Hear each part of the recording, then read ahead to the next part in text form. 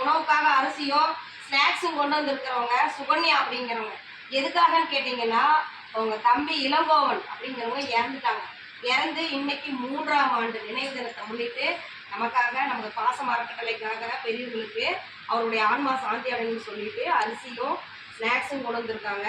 திரு இளங்கோவனுடைய ஆன்மா சாந்தி அடையும் உணவுக்காக அரிசி கொடுத்த சுகன்யா, ராஜா, பூங்கொடி, பிரகாஷ், அஸ்வினி, செல்வராஜ், மோனிசாஸ்ரீ, யோகஸ்ரீ, செல்லம், சுமதி, ஆதினி இவங்க அனைவருக்கும் நமது பாசம் அறக்கட்டளை பாசமுதிர்லம் சார்பாக நன்றிகளையும் வாழ்த்துக்களையும் தெரிவிச்சுக்கிறோம்.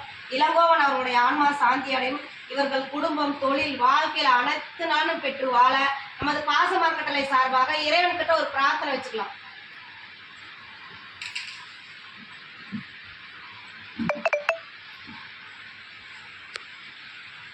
திரு இளங்கோவனுடைய ஆன்மா சாந்தி அடைக்கும், நமக்கு உணவுக்காக உதவி புரிந்த சுகன்யா குடும்பம் அனைத்து நல்லுள்ளங்களுக்கும் நன்றிகளையும் வாழ்த்துக்களையும் தெரிவிச்சுக்கிறோமா. இந்த நேரத்தில் உங்களுக்கு நாங்கள் ஒரு கோரிக்கை வைக்கிறோம் எங்கள் பெரியவங்க சார்பாக. என்னன்னு கேட்டிங்கன்னா, பாசம் அறக்கட்டளை பாசமுதிர்லம் ஆரம்பித்து 2 வருடங்களை கடந்து 3ஆவது ரோட்டில் போயிட்டு இருக்கோம். இங்கே நிறைய பெரியவங்க வரதுனால இட வசதி பத்தாதனால கொஞ்சம் சொந்தமாக இடம் வாங்கி கட்டடம் அமைக்கிறாங்க.